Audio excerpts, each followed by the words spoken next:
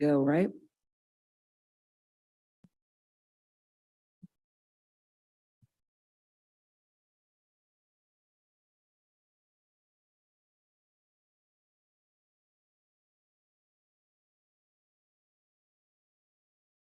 We are live and live streaming. Okay, good morning. This is the New York City Board of Standards and Appeals review session for May 9th, 2023. Please be reminded that there is no public testimony during the review session. We will begin with zoning calendar. You want to say something? Yeah, I want to say something. We have transitioned to hybrid and commissioners are meeting in person at 22 Reed Street, absent any unforeseen extraordinary circumstances pursuant to board's adopted rules.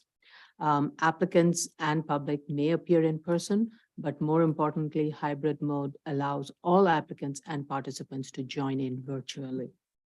You may proceed, madam. Thank you. Zoning calendar, continued hearing items. Item number 28, 2021, 83BZ, 80-7400, 88th Street, Queens. Okay, the application was last heard on February 28.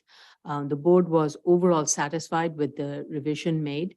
There were a few clarification that the board had asked. The applicant has responded to the comments raised, including the fence treatment along the entire property line. Notes have been added to the plans regarding the kitchen and the use of the social hall. Detailed sections of fence and planting bed over the cellar has been provided. And also justification for 2 administrative office spaces has also been provided, and a revised room utilization chart along with that.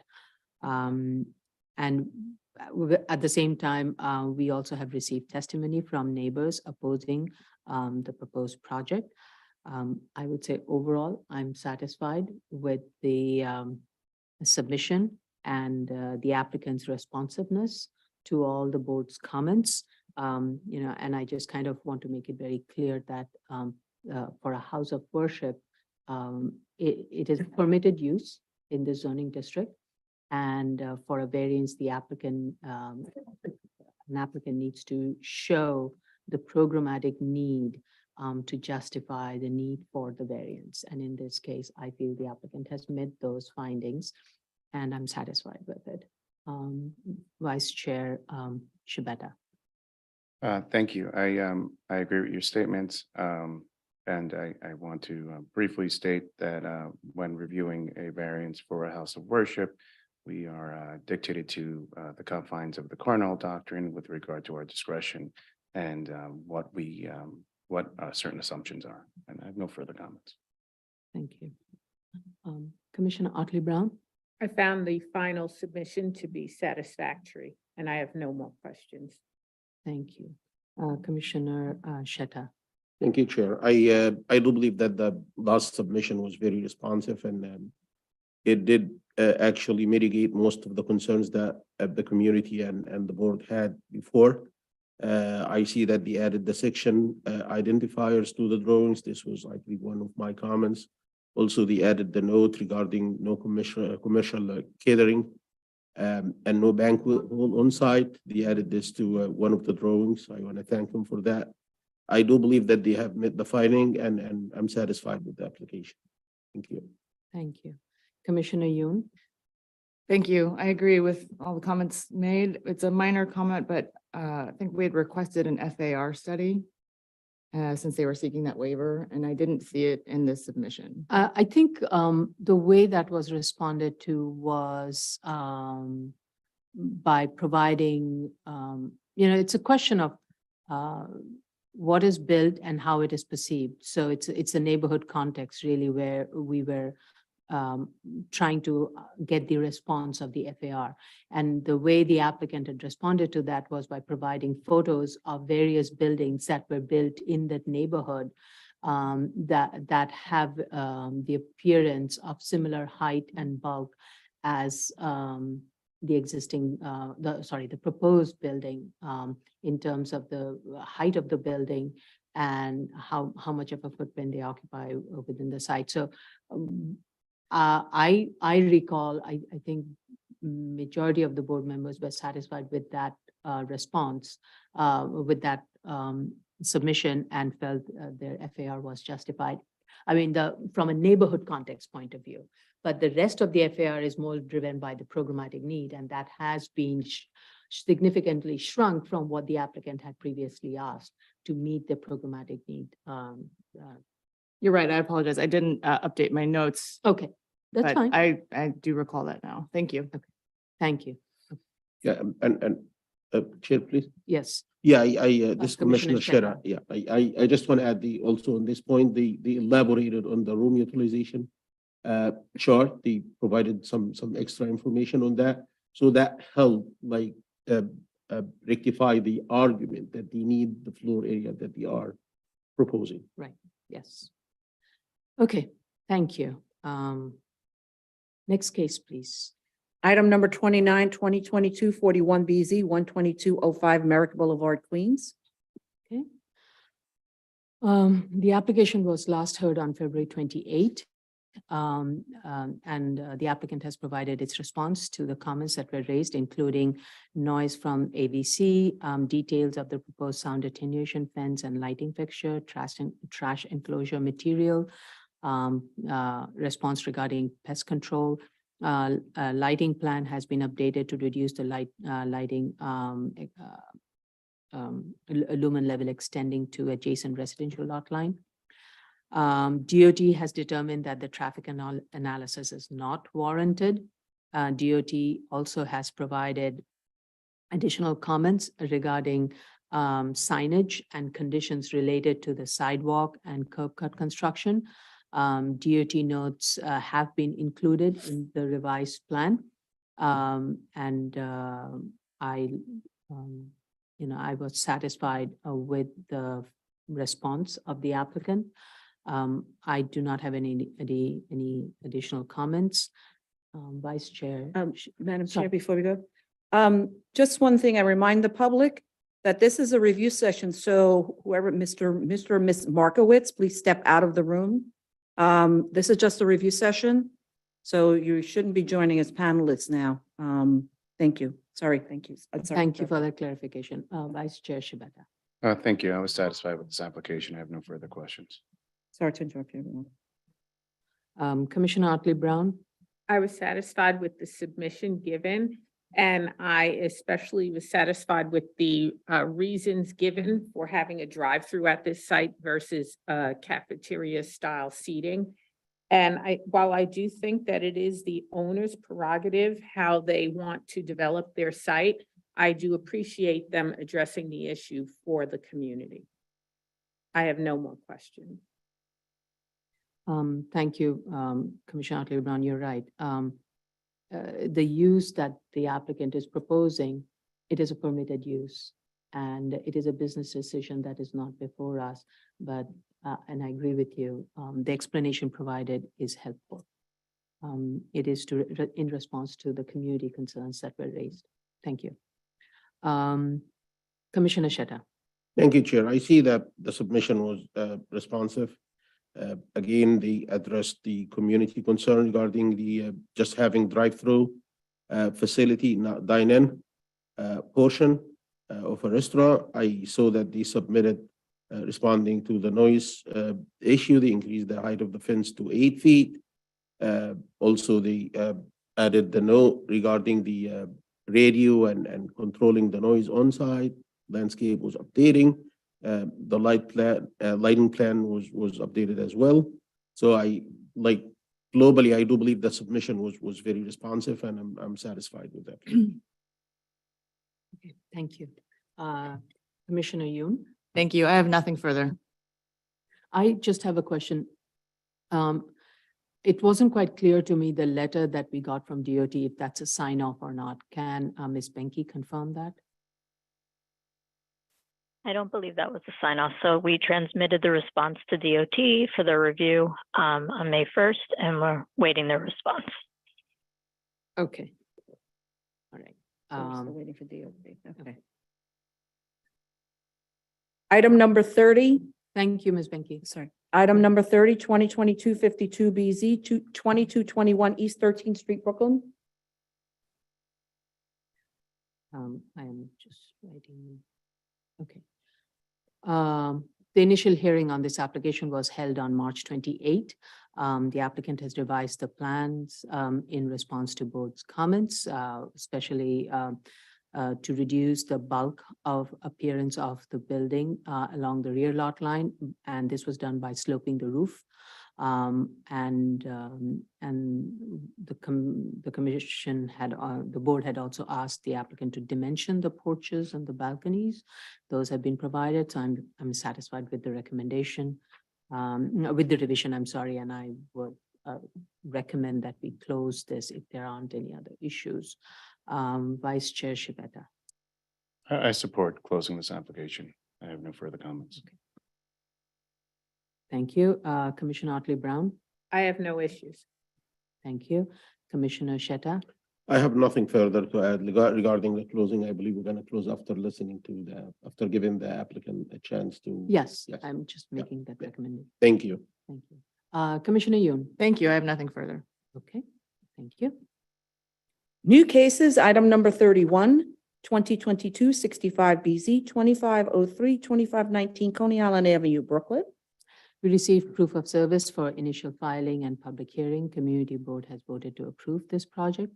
This is an application pursuant to zoning resolution section 73-19 to construct a new school on the subject zoning lot that is zoned partially C81 and R4 district. This is an interior vacant site where currently the school is operating in a makeshift temporary structure, and there is an existing school that is located next, two doors down, right? There's a public library, and next to the public library is the existing school, which also is located partially in a C81 and R4 district. And the applicant is proposing to excuse me, I'm sorry. Basically, the applicant is proposing to expand the school to provide the elementary and currently the location that is two doors down houses the high school and the elementary school, and the middle school is located few blocks away. The proposal is to consolidate all the grades in one area. And the proposed building would contain the elementary and the middle school, and the high school would occupy the existing building. So before I get into the findings, I just have a couple of questions.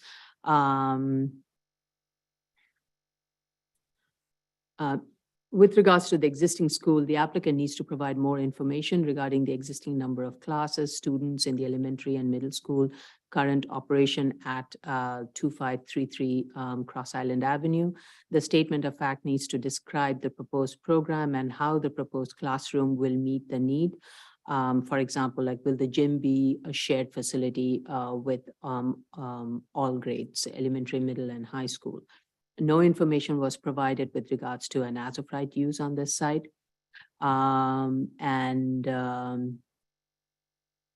So let me then go to the findings related to section 7319. With regards to the response to the findings, I found the findings to be inadequate. The statement of fact findings needs to discuss each component of the findings and not rely on other submissions to refer to, especially regarding programming, noise, air quality, traffic in this case. The most critical component of this finding, the statement needs to clarify, is regarding the existing school. Is it as of right, legally non-conform, or legally non-conforming use, etc. The reason I'm saying that it goes to a finding A, which is alternate site. Since this applicant is proposing a school in a C8 district where school is not permitted, and that's why the special permit, one of the criteria is to show that there were alternate sites that were considered and were exhausted and were not possible for the search criteria, and therefore this was the best possible. The search criteria that was provided was seemed to be that it had to be close to the existing building at 2533 Cross Island Avenue. So that's why I asked the question, is the school that is located at 2533 Cross Island Avenue, sorry, not Cross Island, Coney Island Avenue, is it a legally permitted school? Because it is also located in a C8 zoning district and an R4, and I believe it's a through lot site, and the schools is extending all the way from Coney Island to the street on the other side. And because the statement regarding the school search refers to 3 sites, of which 2 are in M districts, where as of right, school is not permitted. So I don't even think those should be discussed. The only other site where a use group 3, which is a school, is permitted as of right, was identified as site at 858 East 29th Street, which is not, the applicant represents that it's not located near the existing school, which is at 2533 Coney Island Avenue, and therefore will not be centrally located. So apart from the proximity to 2533 Coney Island Avenue, the search criteria did not specify the minimum lot size requirement for minimum floor area for the school to operate, if the site needed to be vacant or occupied. These are the typical criteria we look for, and those were not provided, apart from that it needed to be right next to 2533, and it happens that the subject site is owned by the school. So the finding A is weak, and it is one of the baseline findings that needs to be provided, and that has not been, I'm not satisfied with this information that has been provided. So as I said, since the site criteria is centered around the need for the proximity 2533, what I need to know is, did the school at 2533 receive a special permit, or is it a legally non-conforming use? With regards to finding B, the site is partially in an R4 district, so it meets B finding. With regards to finding C, the site is abutted by primarily community facility and commercial use in the C8 portion, and residential use is located in the R4 portion. The applicant represents that a noise study was conducted, and to preclude any adverse impact regarding noise, the applicant is proposing an E designation to ensure any interior noise level of 29 dBA window wall attenuation for the portion of the building fronting on Coney Island Avenue. As stated earlier, the noise impact from, sorry, I did not state it earlier. I think one of my comments was that the applicant needs to provide more information regarding the existing number of,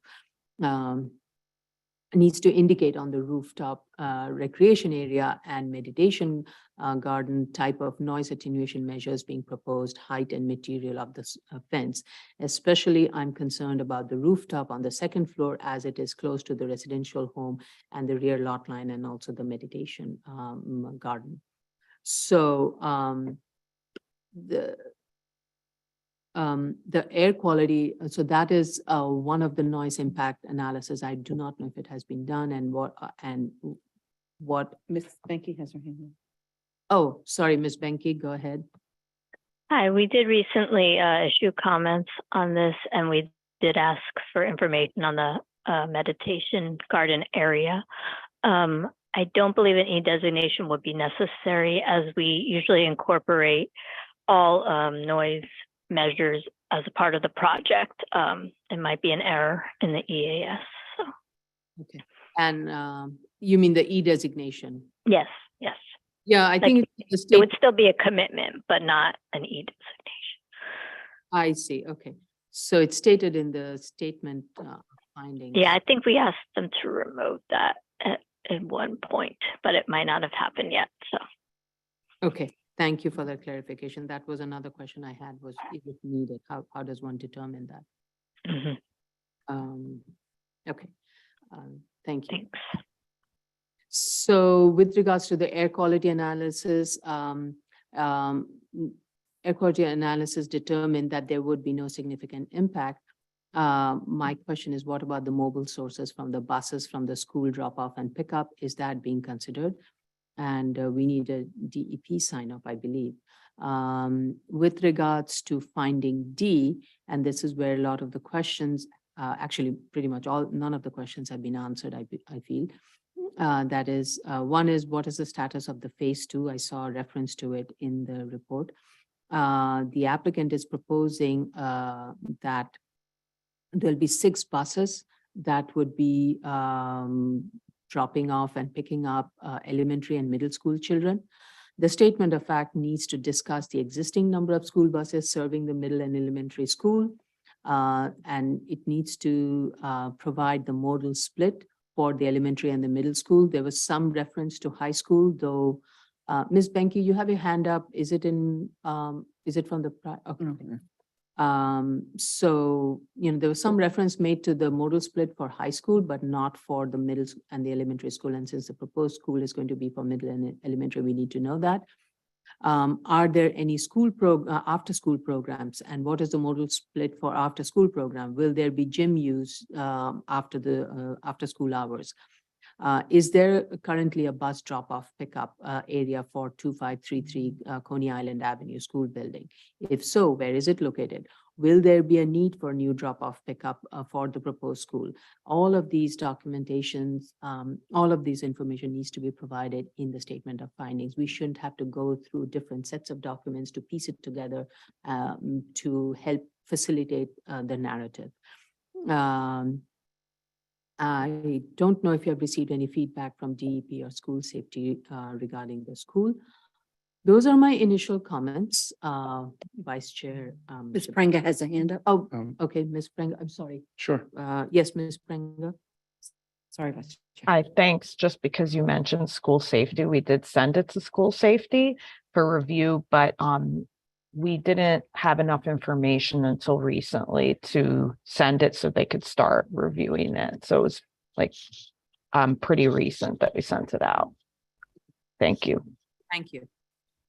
Sorry, Vice Chair Shibata. So I think that this case would probably be best served if we can send a sample of a similar type of application to the applicant team here, including something with an appropriate site search catchment area.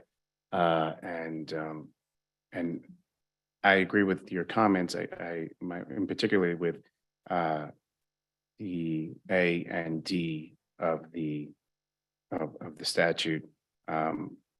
There's a lot of work that needs to be done here. I do notice that DCP is still out with the WRP review.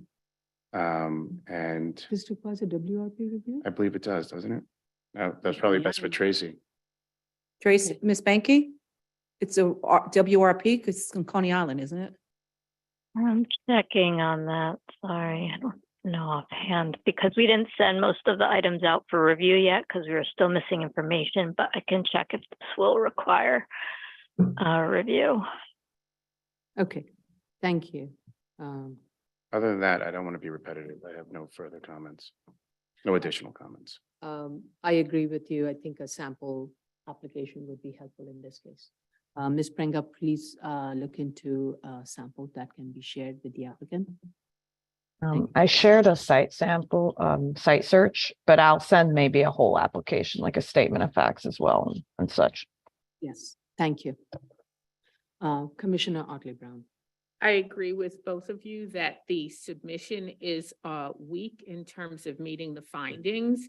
And I think probably the issue here has to do with the applicant mistaking the seeker analysis for the analysis required to meet the findings here for the 7319.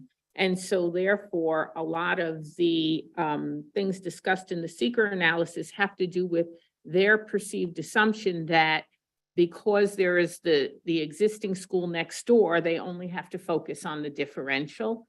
And so for the D finding, they don't really talk about safety of students. They only talk about the differential between the number of school buses that would be next door versus the new number. And what they really need to do for the D finding is focus in on, the total number of students, the total number of buses, the arrival and dismissal times, the operations for arrival, governing arrival and dismissal. Where's the loading and unloading area? Will DOT sign this area? How much time for loading and unloading? Who will monitor the loading and unloading for safety? Where will the buses park during the school day and after the school day ends? And so none of that was addressed. And also I wanted to say and I know I'm taking this out of order, the C finding, which is where they deal with air, noise, chemicals, and the effect on the school and how to protect the school. They don't talk at all about the rooftop recreation area that's on the second floor in the rear, the second and fourth floor front terraces, and the effects of noise, both on the neighbors, but also on the students within the school. And so that's not addressed either. And as well, I said, I agree with you with the A site search being very weak because there's only one site that's actually even fulfilling the requirements of the site search. There's only one in an as of right area. So I feel like this application needs a lot of work. Thank you. Commissioner Sheta. Thank you, Chair. I don't want to be repetitive, but I do believe that the only finding this application is passed for me as of now is B, the distance to a district boundary where the proposed use is an as of right use. Other than that, I do agree that the site search that proven that there is no other site available in an as of right district is kind of like very superficial. They need to put some more effort on that. I believe it's still early for C and D. They need to do much more work to get there, and I'm hoping to listen to them and see how they gonna proceed. Thank you. Thank you. Commissioner Yoon. Thank you. I agree with everything that's been stated. I also tried to understand how the existing school became a school, but couldn't find the answer through my own research. So I would also like an answer to how the school came to be, whether it's legally non-conforming or has a special permit. The rooftop fence is not dimensioned or annotated on the plans, but it's shown in the sections and the elevations and appears to be over 10 feet high, which I think we are still discussing what that means for floor area, but if it were to count as floor area, it would exceed the permitted permitted floor area on the site. I don't know if it's appropriate to ask for a ZRD1 in this case, or how to move forward with it. But in any case, it certainly needs to be shown on the plans and dimensioned and noted. Thank you for bringing that to our attention. Yes, this is, for the record, Commissioner Yoon has raised this at some of the other cases, and it is being looked at to see if there is a consistent practice at DOB and interpretation of it. So, yes. Ms. Benke has her hand up again. Sorry, Ms. Benke. Oh, I don't know. Are you done, Commissioner Yoon? I am. Thank you. Okay. Yeah, I just wanted to confirm we did send this for WRP review. All right. Thank you. Thank you, Commissioner Sheta. Well, Shibeta, so pointing, Vice Chair Shibeta for pointing that out. Move on. Yes. Item number 32, 2022-78BZ, 1512 Union Street, Brooklyn. We have received proof of service for initial filing and public hearing. The Land Use Committee is scheduled to meet for today. We have received 3 letters in support and 3 in opposition. The opposition letters express concerns regarding overcrowding, about traffic, issues around noise, parking, additional garbage, and construction debris. This is an application to modify certain bulk regulations pursuant to zoning resolution section 72-21 to construct an as-of-right use house of worship, use group 4A, on the subject site. The applicant is seeking a waiver of floor area ratio and building height. This is a corner lot. It's a vacant lot. And the applicant is proposing a 3-story plus cellar house of worship.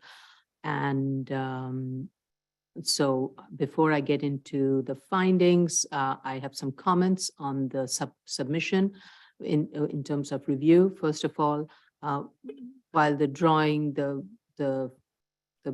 building looks nice, the drawing is difficult to read. Applicant needs to provide information. The drawing should provide information to the extent necessary for board's review. It does not have to be a drawing that is for DOB or for shop drawing details. So there are a lot of details and information provided. All you need to do is turn off those layers, and we just need some basic. We can send you a sample that can give you guidance as to what we are looking towards. Primarily, what the board looks for is what is the proposed layout, the dimensions of the rooms, the occupancy load, the size, the square footage of the rooms, the area of encroachment within the required height and setback or yard or any other regulatory controls, and and if it's in a flood zone, you have to show the design flood elevation and the building height from there. Those are the basic things. I cite specifically, there could be some deviation, but we can send you a sample. The 11-foot wide easement that I noticed on the survey along the rear lot line, I would like to know what it is for. It needs to be stated in the statement of findings and facts. It needs to be indicated on the plan. All of the drawings do not show a site plan, so need to show a site plan and show the setback distance from the property lines, including along the rear lot line. It seems that the proposed building is encroaching on that 11-foot wide easement at grade level and above, and also in the cellar. So therefore, it is important for the board to know what is the extent of the easement. Is it easement just at grade level, or is it open to sky? Is there a height limit? All of that. The maximum parapet height that is permitted is 4 feet. The proposed parapet height exceeds it, and I don't even see the justification to dwell on it much other than it needs to be brought down to 4 feet height. This board has consistently required a 4-foot high parapet wall for all shapes and sizes of house of worship. So I don't see any deviation in this case on this matter. Indicate on the plan the required street wall height and setback dimensions above the street wall height, and the sky exposure plane above the street wall height on the elevations and on sections.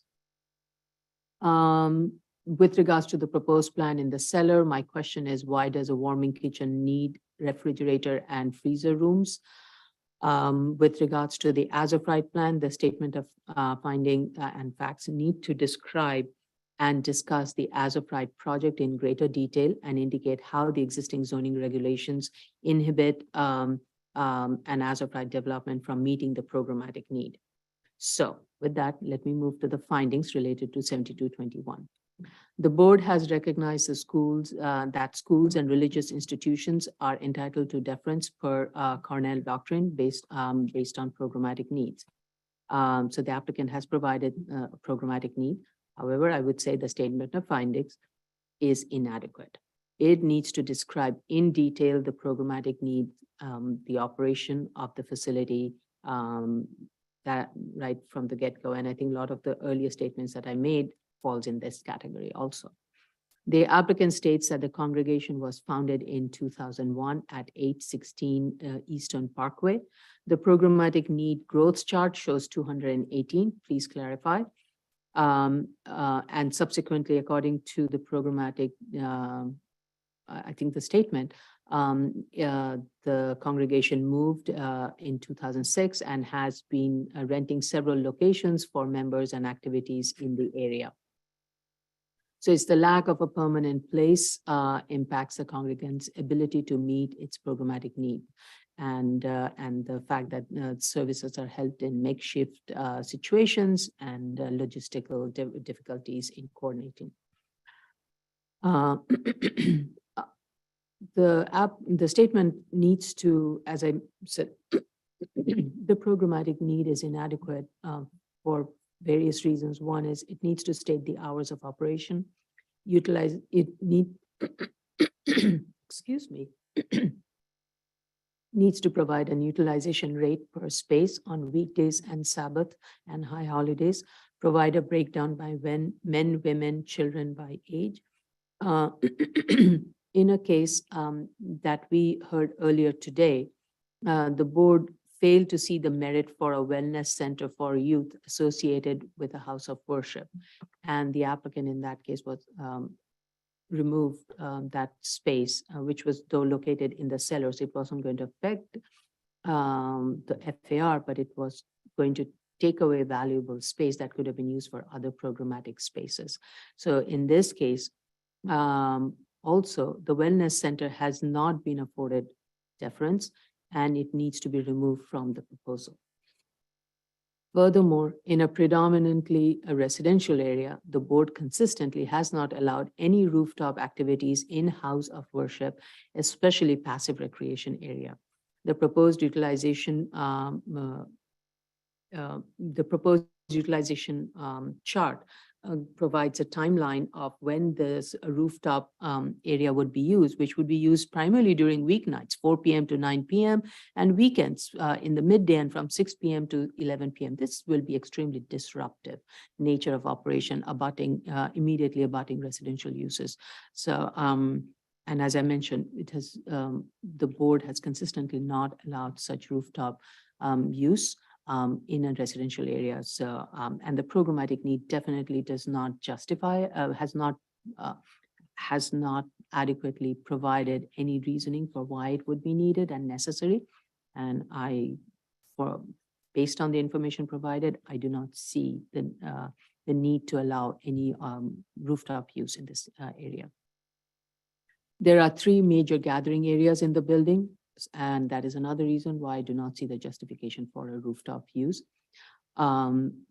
So moving on to some more detail with regards to marrying the program with the plan. What is the area of the lobby on the first floor and second floor? The lobby space on the second floor is much larger than the first floor, especially when the synagogue room on the first floor is designed for a capacity of 290 versus the second floor prayer room, which is designed for 150. So with that in mind, I strongly suggest that the applicant reconfigure the second floor to allocate more programming space from the third floor to the second floor. And then I have other very basic questions like what is the purpose of the lift from the street level to the kitchen? Generally, below also another very important thing that I want to understand it is generally below the city sidewalk vault spaces have been used to support utility rooms. The proposed plans would have much of the programming spaces in the vault space. So what I need to understand is what is the criteria city utilizes in allowing construction under the city sidewalk? Is it for vault spaces or is it for real operation of the program spaces, which is what is being proposed here? And on the third floor, there is an area that is open to below. I want to understand the purpose of it and why does it need to be, because that could be used for a program space and therefore not need the height and setback.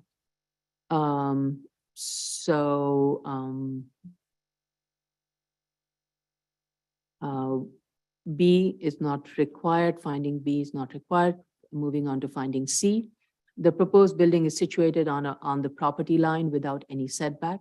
There is very little space provided at the front entrance for gathering of congregants. This is an active street, active pedestrian way. So that is a concern and the applicant needs to address how the gathering is going to be contained within the property and will not result in pedestrian conflict at street level.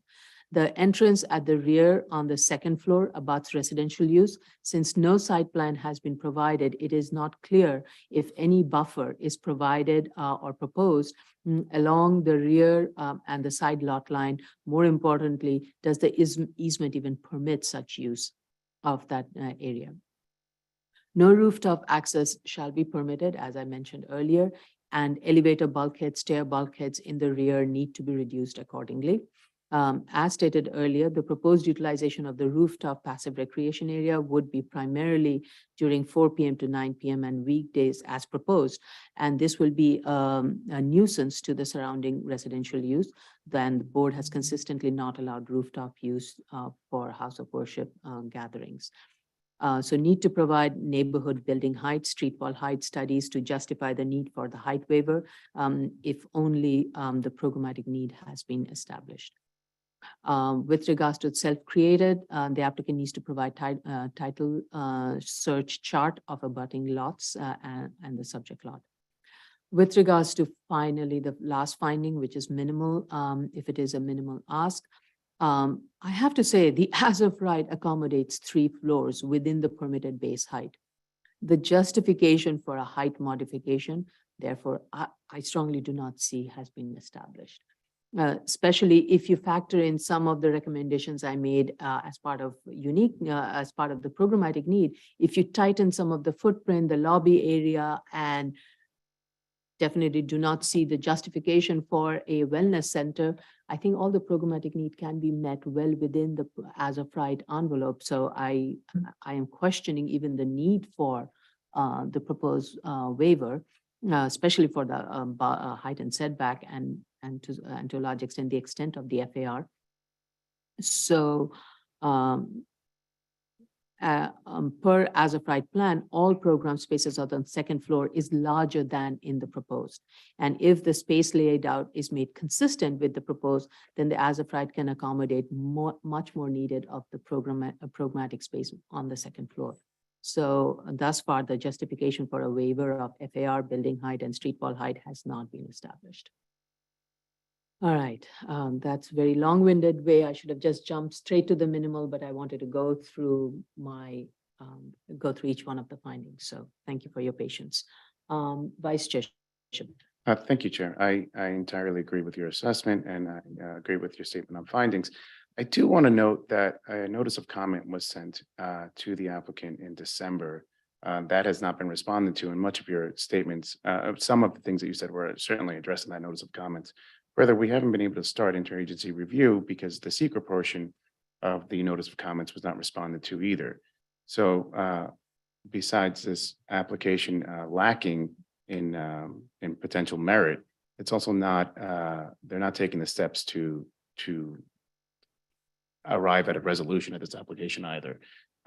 So I'm not sure how serious this applicant is or this application is, but that's something that needs to be addressed. If there's a delay with this application, it's going to be as a result of the lack in response to those seeker statements, the seeker questions, which is holding us back and getting interagency review, which, as we know, is vital in an application such as this. Nothing further. Thank you. Fair comment. I'm sorry. Commissioner Otley Brown. So I want to begin by saying that the statement of facts and findings in this case is very weak and none of the findings have been met. The statement of facts and finding is supposed to be the main document, and all of the other documents are supposed to be in support of that main document. So this is the document where you actually have to make all of your arguments and back up your arguments. And none of that was done here. So I found that I read through the statement and ended up with all of the basic questions that one would have when they're looking at a variance such as this, starting with actual attendances at regular services versus high holy days. Most importantly, of course, why won't the as of right work? Why were there so many program rooms in the proposed? What is the utilization of those rooms? What is the capacity of those rooms?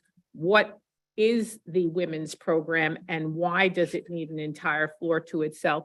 What exactly would be going on in all of those rooms on the third floor? Why is there a shower? Why is it necessary? All of these questions, what is going on at the rooftop recreation area? What are the hours of the rooftop recreation area? What is the capacity? How would the neighbors be shielded from the noise? All of that, millions of questions, Nothing answered at all in the statement of facts and findings. So then I had to hunt and hunt and hunt, and I looked for the plans. Perhaps the plans could tell me the story. I looked at the plans, and there are no room capacities on the plans, either the as-of-right plans or the proposed. So there would be no way for me to even have an analysis based on whether or not the as-of-right is sufficient or not, because there was no information given. Finally, after searching through the entire list of documents, I find a programmatic needs statement. Well, that programmatic needs statement should have been the basis of the statement, because that's where I begin to find some of my answers. So still, I have questions about the women's health program and who is it open to? Is it open to the women of this congregation only? Is it open to the women in the community? And if it's open to the women of the community, why does it have to be at this site? Why does it appear that this women's health program centers around a health and fitness club? Because that is the major room, the largest room on the third floor with 1,700 square feet. So that to me means that that must be the major focus of this women's health program. And I'm not sure if that's necessarily appropriate in a synagogue to have a health and fitness club. And it's certainly a first for us. I don't believe we've seen that ever before. I think the Um, closest we saw was in the cellar of a 2-story high basketball and other gym for the congregants' children, and we questioned that. Right, I exactly. find the similarity of that with this one. So, and then in the programmatic needs statement, when I look at the schedule of room usage, I see that the outdoor roof space with a capacity of 74 congregants actually is going to be used as late as 11 p.m. on the Sabbath and the high holidays. And that would be, if you went to this area, there are homes upon homes and apartments upon apartments. It's pretty densely populated here. That would be extremely disruptive to the neighbors. And yes, there is a pergola/canopy over part of the roof, but I don't know that that's going to contain the sound. So they don't in any way, shape, or form address the sound that would be emanating from this site and how they're going to protect the neighbors from this sound. I looked at the as-of-right plans to try and figure out why this all couldn't be put in the as-of-right, and the conclusion I come to is it most probably can.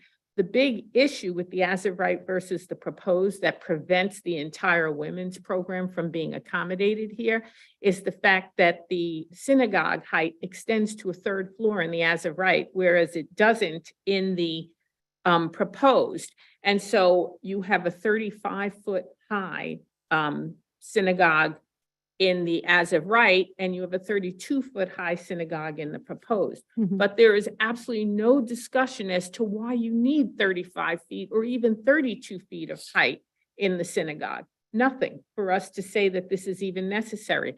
Why can't it just be 25 feet of height? You see that in most synagogues on properties that are pretty much this size, 50 by 100 or 40 by 100. So they really need to, for starters, go right to the heart of that conversation and talk about why in the as-of-right that does not work for them. And then they could talk about, well, if we do accommodate the synagogue height, which dominates the building, then we can't have the programmatically necessary women's program, which they then have to justify, which they have not done. And so I think they need to do a lot of work here. Sorry for being verbose, No. but I was just very frustrated and I'm just expressing my frustration.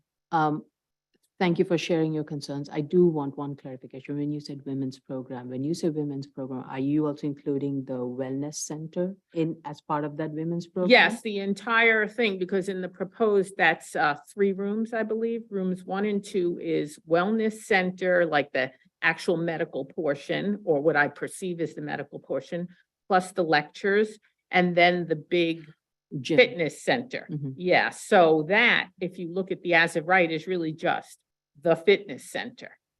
Mhm. Okay, thank you. Commissioner Sheta. Thank you, Chair. I agree with what's being said, and in addition to the comments raised by my colleagues, I saw that they submitted a FEMA map, an index map, actually, not the actual firm. I don't believe the site is in a flood zone. but I need a confirmation from them. If there is no FEMA map that's available, they should have mentioned that in the statement of facts. Maybe they did, but I haven't seen it. I did read the statement of facts and I didn't see that. The only thing I would add beyond that is with respect to the cellar. I see that the kitchen size in the cellar is in excess of 600 square feet, and the cafeteria plus the storage are together are more than 3,000 square feet. I'm not sure what is triggering the size or the need for such a large cafeteria. The kitchen is like I said, it's more than 600 square feet. And if you look at it, comes with a large refrigerator and freezer. I'm a bit concerned about like plans for commercial catering here. So we need to make sure that this is not the plan, by a confirmation from the applicant and adding some notes to the plans, should we move this application forward. I also want to caution my colleagues that I noticed that the seller is encroaching on the two streets by about 20 feet on each side. So I'm not sure about the legality for this. I believe it might be an as-of-right because it's shown on the as-of-right plans. But if it's up to me, and I know it's not, I would prefer to send this to other sister agencies to make sure that this is not gonna limit the ability of the city to utilize that station, that space under that encroachment underground. Do you want to put a sewer line, or I'm not sure if there are plans within the city to utilize that such underground space. So and also looking at the survey, I did notice that the survey shows that the width of the site is 50 feet. When you look at the architectural plans, it shows 49 inches. Probably the 2-inch difference is the seismic gap between the proposed building and the adjacent building, but I need clarification on that. And that's all what I have for now. Thank you.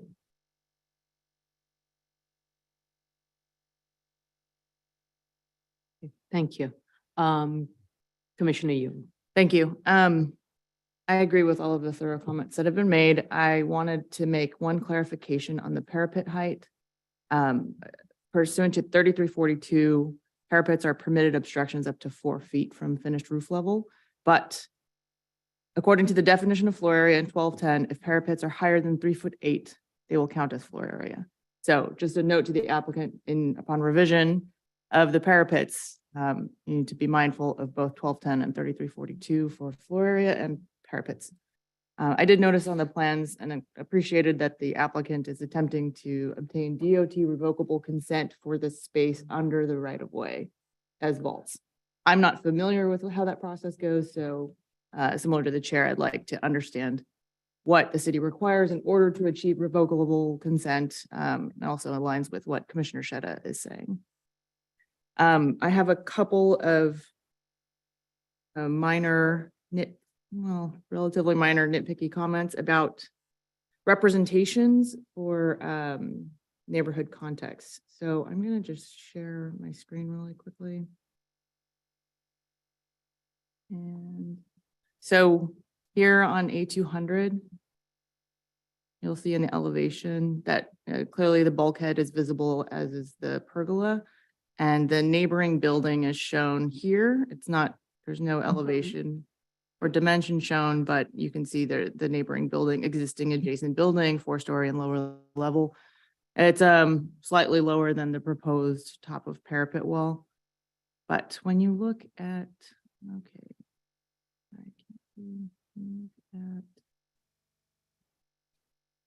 the rendering provided, it's also similarly shown here, where the neighboring building is slightly lower than the proposed, but there's no bulkhead shown. And I think that we need to accurately represent what we will see, particularly because this is a heightened setback waiver. Also in the photographic streetscape, you need to show your bulkheads And I want to note that here, the neighboring building is shown quite a bit higher than the proposed project. And these sorts of comparisons are critical for us as we look at neighborhood context. So please use a consistent height for the neighboring building in particular, so that we can easily compare how the proposal would stack up next to its neighbors. That's a good catch. Thank you. Thanks. And then I think, And that is why I asked for a height study of the neighboring buildings and the setbacks, because that would be a fair, I think that would be the best way to kind of to understand that and ensure that the streetscape diagrams that's been provided is then consistent along with it. right, and I just asked for more accuracy in your depictions of those adjacencies and the neighboring buildings. And I will say in the as of right, the rendering shows the bulkheads and shows the pergola, so I just asked that that be carried over for the proposal. Nothing further. Thank you. Thank you very much. These were all helpful. I think overall what we seem to be all questioning is why as of right is not possible. And the application being very weak, the conclusion that you arrived at, Commissioner Oakley-Brown, is what I was thinking of. But as you have mentioned, sites of this nature, we have not seen such high synagogue. Generally, they would be as tall as the height of the second gallery where the women's area is, not beyond that. And so, yeah, thank you. All right. Let's- Questions? So Any this con- questions from, otherwise we'll go into public hearing. Okay, no? Okay. Do we, So this do we concludes- give a little bit of a time for public to Yeah. join in? Just let me finish this one. So this concludes the public review, this concludes the review session for May 9th, 2023. We're going to commence now with the public hearing for May 9th, 2023. Yeah, let's give 5 minutes. You want to do 5 minutes? Yeah. A break for just- 5 minutes? Yeah, break for 5 minutes for public to call in, so that we can get the pipeline ready. You- Okay. Okay. All right. Let's put on the screen. What is Jason? About what? Oh.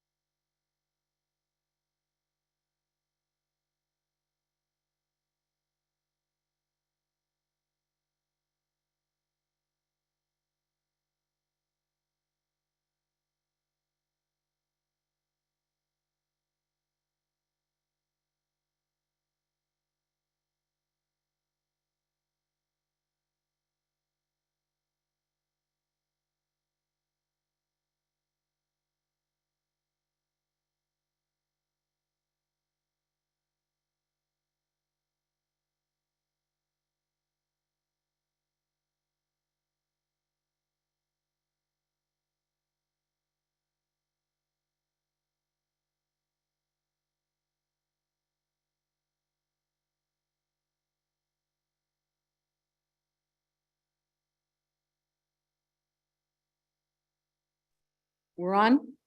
Good morning, everyone. We are back live. Okay, we're back on the record, ladies and gentlemen. This is the Board of Standards and Appeals public hearing for May 9th, 2023. The first item called up is zoning calendar, continued hearing items, item number 28, 2021, 83BZ, 80-7488 Street, Queens. This is Mr. Goldstein. G. Goldstein. Aye. Okay. Do you affirm to tell, do you have anyone else with you? No. Okay. Do you affirm to tell the truth, the whole truth, and nothing but the truth in your testimony before this board and to respond only to board member questions? I do. Please state your name for the record and respond to board's comments. Good morning, Jay Goldstein on behalf of the congregation. We attended the review session and we appreciate the board's comments and do not believe there's anything else on our end. Yes, and I want to thank you for being so responsive to all the questions and comments that were raised by us. And, you know, even though not all from the community opposition, but I think some of the concerns that we had initially heard have been responded to. Thank you. Any questions or comments for Mr. Goldstein? Okay. Let's then go to the public. Okay. Do you want to put the screen up? Thank you, Ms. Brenda. The case we're currently discussing is 2021 83BZ 80-7488 Street, Queens. Should you wish to discuss, dial 646-558-8656 or our toll-free number 888-475-4499. You will enter webinar ID number 849-9632-5740 and press the pound sign. At the next prompt, you will press the pound sign only. Once you're permitted in, you'll press *9 to raise your hand, *6 to unmute if you're calling on the phone. And if you're in the Zoom room already and wish to discuss, please raise your Zoom hand. Once you're permitted in, you will have 3 minutes in which to discuss. And I will remind the public that this is a variance for a bulk waiver and parking waiver for House of Worship. Please keep your comments relevant and civil.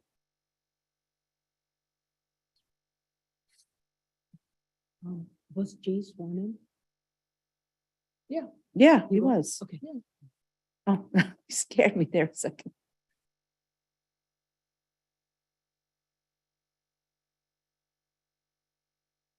Anyone here for 2021 83BZ 80-7488 Street, Queens? I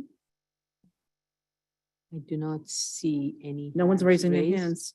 Yeah, I do not see any hands raised. Oh, there's one. Oh, it's Elise But Folder. that Elise forward. No, there, she's not. no, that's This not. case. Uh, No, we did receive opposition letters.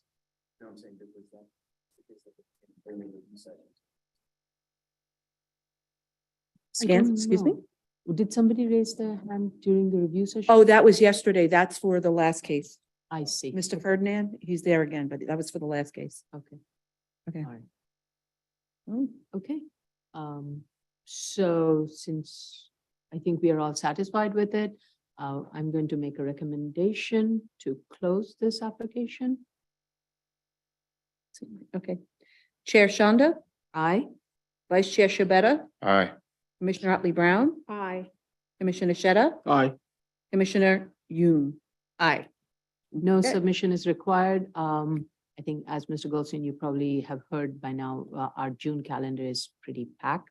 So I think July is definitely possible for a decision date. Hi, Chair. Please note we're still awaiting a submission for seeker for DOT. Oh, I did not realize that. Okay. So Okay. we can close, but keep the record open.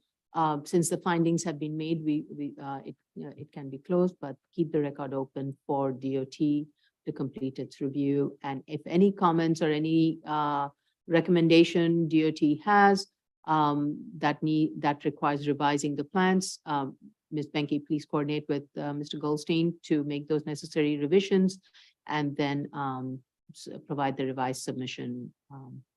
Executive Director Costanza has his hand up. Oh, sorry. Yes, Executive Director Constanza. Yes, Madam Chair, I would just ask that maybe perhaps Mr. Goldstein coordinate with us in determining what what a decision date could look like based on what needs to be submitted and what needs to be reviewed by DOT. No problem. We actually spoke to Ms. Benke earlier today. We'll have our responses in this week. We did the requested studies. It was just a little bit because of the weather. The last couple of weekends have been quite rainy. So we did it this past weekend and we'll get it in this week to DOT. Based on the initial results, we don't foresee any problems. So we're happy to work with Ms. Benke and the board to get all the responses coordinated appropriately. Thank you, Mr. Goldstein. I think still that the July hearing date would work based on what we're seeing. Yes, provided we have the DOT sign off and all the comments received. So. Correct. So I'll get guidance from Ms. Benke as to when we need to schedule it. Thank you. Okay. Thank you, Ms.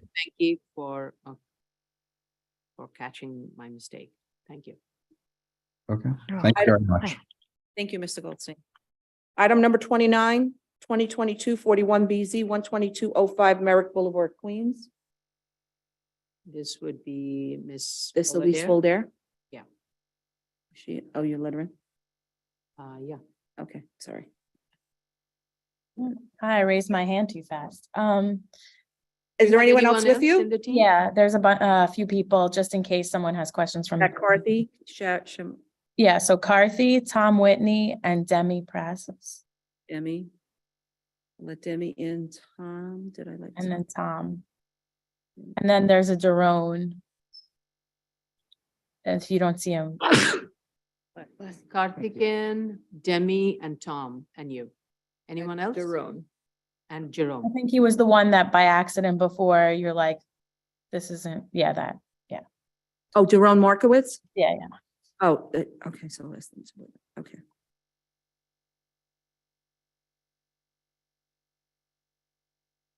So anyone can join as panelists and unmute yourself so we can, and video please, so that we can swear you in.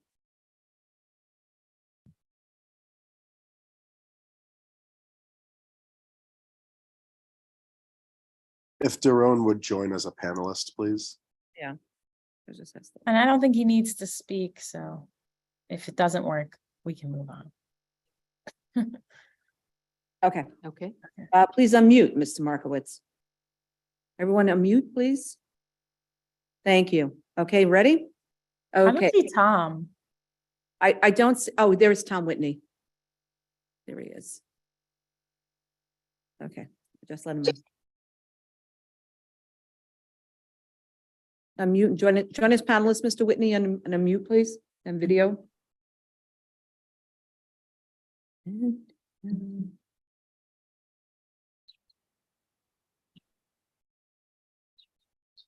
I'm here. Yeah, I don't see you in video. Is Mr. Whitney going to be submitting any testimony? Only if someone has a, oh, there he is. I see him. Sorry. Ready? Let me join as a panelist. Thank you. Okay. We're ready? So now, everyone raise their right hand. So you affirm to tell the truth, the whole truth, and nothing but the truth in your testimony before this board and to respond honestly to board member questions. I do. I do. Elise Fullader from Eric Palatnik PC. I have the team with me. I don't have to introduce them all. So if anyone has any questions, maybe the board doesn't, we're happy to answer them. And yes, we've responded to DOT and we await their response.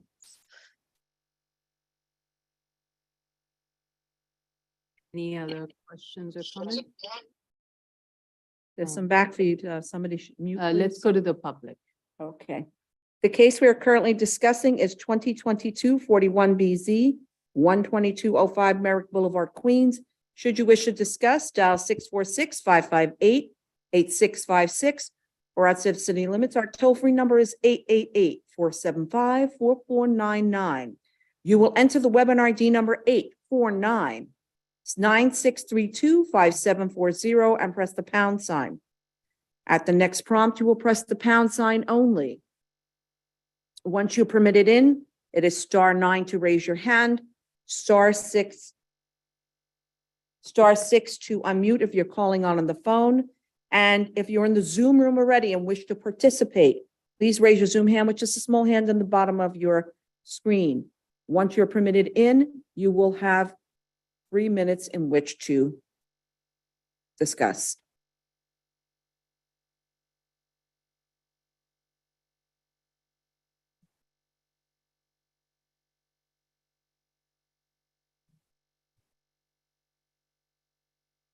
Do not see I don't see anybody's anybody. hands being raised. We still have 51 seconds.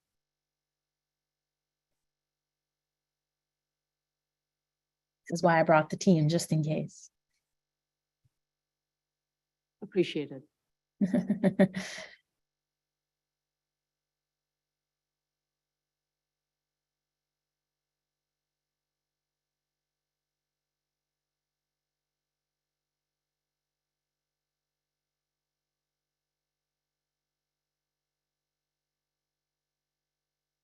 Ms. Penke, you had mentioned that we are waiting for DOT to respond and sign off. Do we have an idea of when it was submitted and how long does it typically take for DOT to respond? It was transmitted on May 1st when we received it. We generally give them 30 days. If this has had many reviews, so I'm not sure if they'll take the full 30 days. I don't see anybody.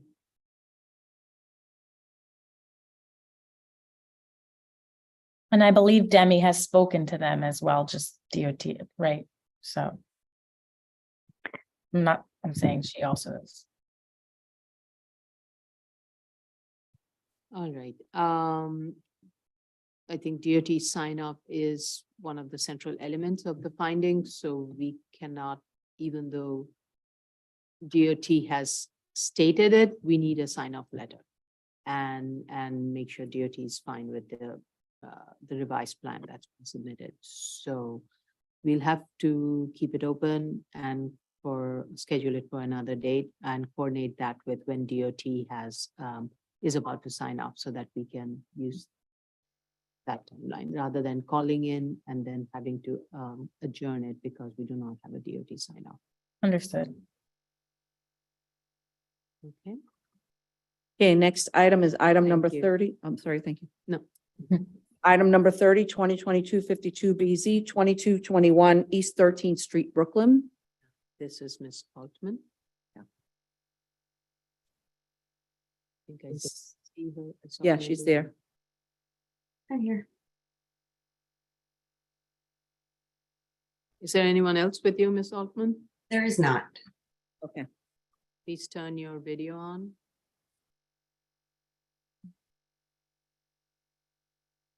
Join us, panelists.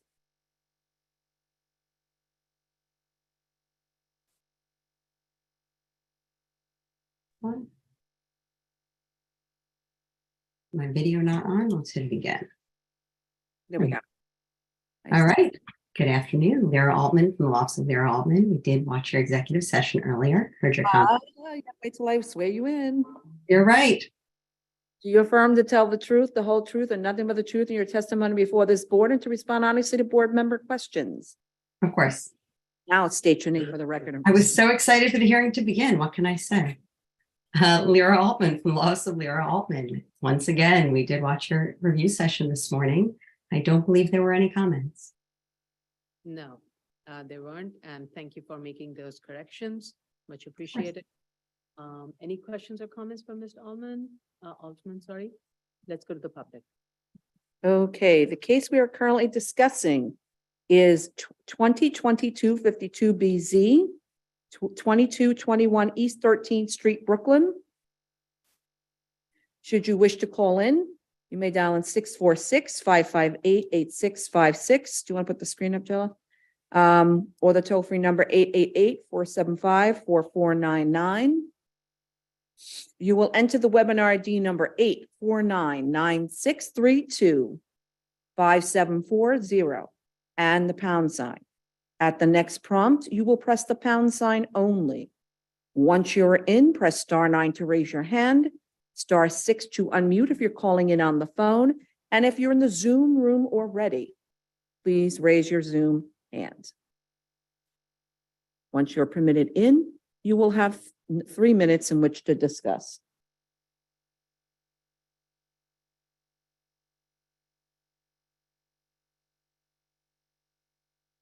So while we're waiting for public to call in, I'm going to make a recommendation that we close. There is no submission required. No submission.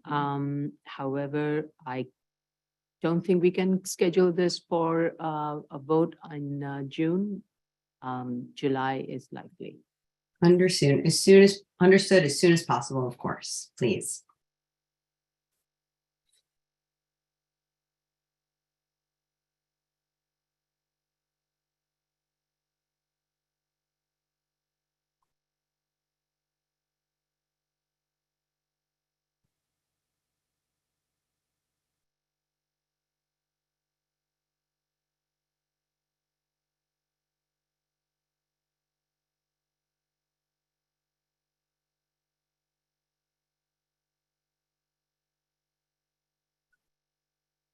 Right. Make a motion to close. Chair Shanda, Aye. Vice Chair Shabeta, Aye. Commissioner Otley Brown, Aye. Commissioner Shetta, Aye. Commissioner Yoon. Aye. Thank you very much. Right, don't go away. Not going anywhere. New cases, item number 31, 2022-65BZ, 2503, 2519, Coney Island Avenue, Brooklyn. Is there anyone else with you? There is not. Based on the comments today, I don't know that it would be necessary. Okay.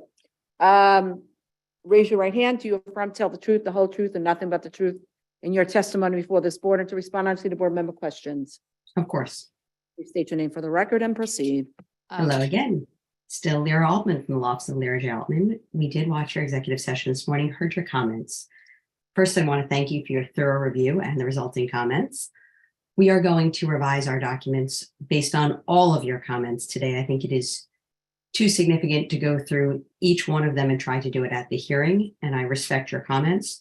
I do want you to know that we were aware that the site search would need to be more significant. We already have that in hand. It was returned to me last night by the school. In addition, the EAS comments that were issued by Ms. Benke on May 2nd are already in progress, and I've received the majority of them back last night. So, and I would like to thank, of course, Ms. Prenga for sending me a site search that the board considered to be a good example. So just a simple, note that I want to bring it to, not just to your attention, but all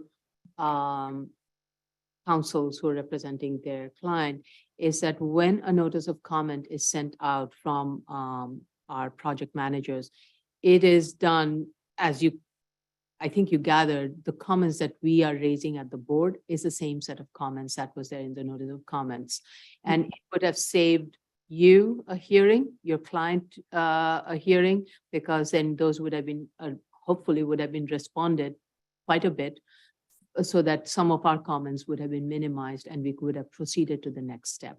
So we almost lost an opportunity to review a complete document, but if the notice of comment were responded to, it would have been a different, hopefully would have been a different story. And I strongly, strongly urge all, not urge, like must, they must respond to the notice of comments because it only streamlines and quickens the review process. Otherwise, you're waiting for the submission was made, the notice of comment was sent out last year. At least one round of review could have been done between the project manager and responded to some of the questions, and we could have picked up the rest rather than starting from scratch a year and a half later.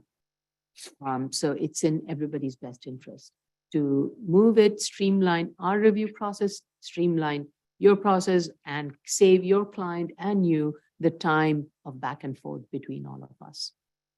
So, I do hear your comments. I understand and respect your comments.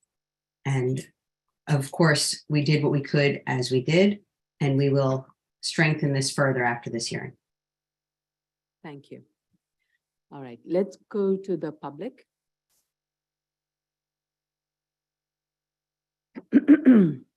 May lose my computer for some reason.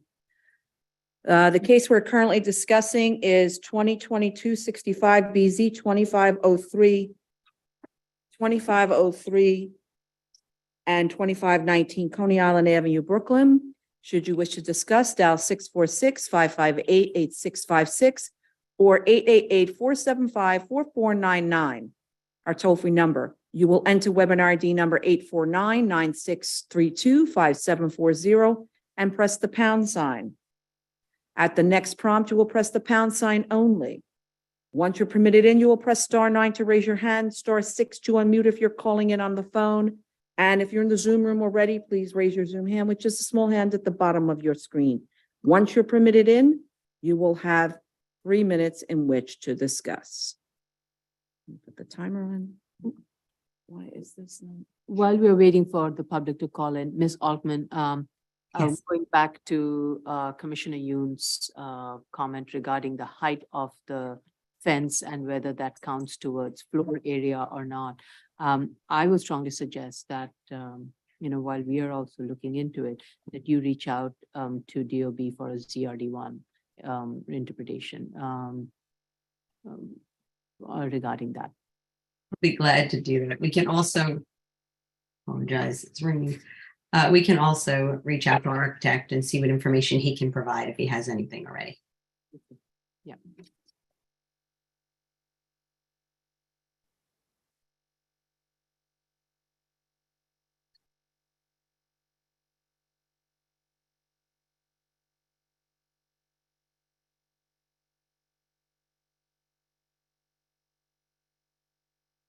How long will it take for you to make these changes? And do take your time to make sure it is done in a way that's. No, we certainly want to make sure we have the time to do it properly. I'm just going to look at my calendar.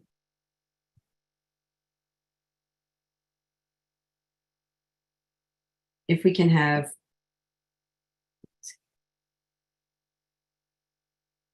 I think 6 weeks to respond should be sufficient,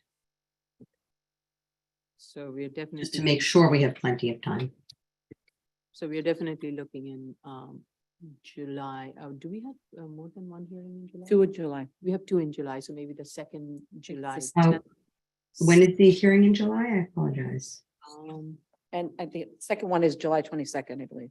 The first date is July 10th and 11th. The second date is July 24th and 25th. July 10th and 11th. I could make that work if I needed to. Getting it ready for them. July 22nd. Cannot do July 22nd. 24th, 24th, 25th. Thank I you. don't want to. Yeah, the 24th, I'm actually out of the country. I apologize. But 25th, you can? Assuming my flight doesn't have a problem, there's one flight back a day. That's my only concern. Otherwise, we'll schedule it for August and But that we could do July 10th, 11th, if it's possible with your board. I can make. that might be that given that you're saying 6 weeks, given all the vacation, everything taken, holidays in between. That would be, July, sorry, with all the Labor Day, is it the Labor Day, May? Memorial Day. Memorial. Sorry, Memorial. Day. I can tell you that 6 weeks from now, would be 1, 2, 3, 4, 5, 6 would be June 20th. For a July 10th, 11th hearing, the submission date is actually June 21st. So that actually would work perfectly if it's okay with your board. Okay, we can will figure it out. we will figure that out in detail, but sometime in July, early July, or it would then have to be August. Understood. Thank you. Thank you very much. Next case, please. And this would be, I think, Todd Day. Yes. Item number 32, 2022 78 BZ, 1512 Union Street, Brooklyn. See Mr. Dale. Anyone else, Mr. Dale, from your team who will be joining in? Hi, good morning. Yeah, I believe that we may have some people from the architecture team. Let me look at the participant list. Hang on just a second. Mr. Stock, Zalman Stock. Zalmanstock, yes. Okay, I'll let me. There's Moish Pinson. I think so, yes. Hang on. Okay. Thanks, good. Sure. Yes. Okay. I know Ferdinand's a neighbor. And there's someone with a 718-276 last number. I don't know if that's. I'm not sure of that number. Okay. But I would say I was just, if I'm I know I haven't been sworn in yet, so I'll wait to make comments until. Okay, everyone, please join us panelists, please, and unmute and video, please. Thank you.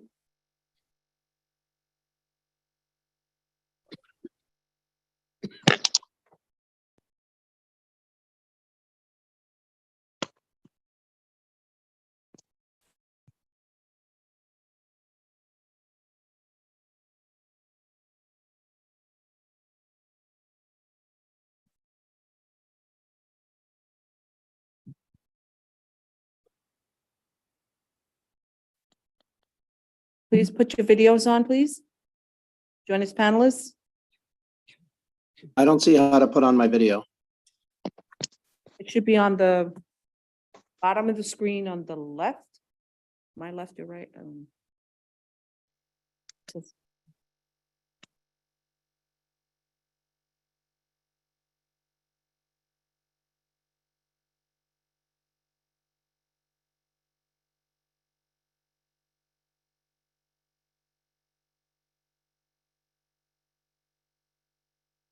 Okay, Thank you. unmuted and on video. Okay, Mr. Pinson? Pinson? He has to click join as panelist, should be one of the options. That's what turned on the video.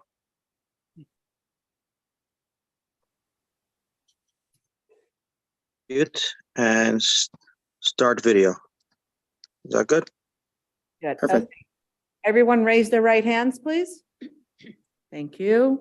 Do you affirm to tell the truth, the whole truth, and nothing but the truth in your testimony before this board and to respond honestly to board member questions? Yes, I do. Yes. Please state your name for the record and proceed. Sure. Okay. Sure. So there, we got everybody in. And I'm Todd Dale. Good morning. For the applicant. So we did hear the review comments during review session. And we're very clear and we understood the questions that were raised by the board. I would say that the majority of items will be best served to address in an upcoming written response.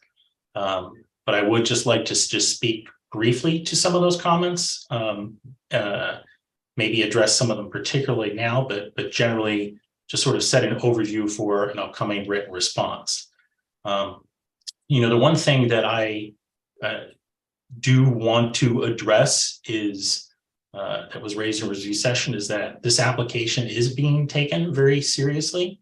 This is an application to finally develop a permanent home for a congregation that has basically been wandering and forced to utilize other spaces. And it's been a long search and a long process to find this site.